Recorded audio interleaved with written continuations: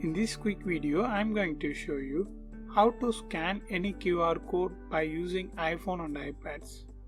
Okay, first on your iPhone, just swipe down here. Then you can see this option QR code. If you didn't see the QR code option, just open Settings and scroll down and open Control Center. Then under More Controls, you can usually see the option QR code.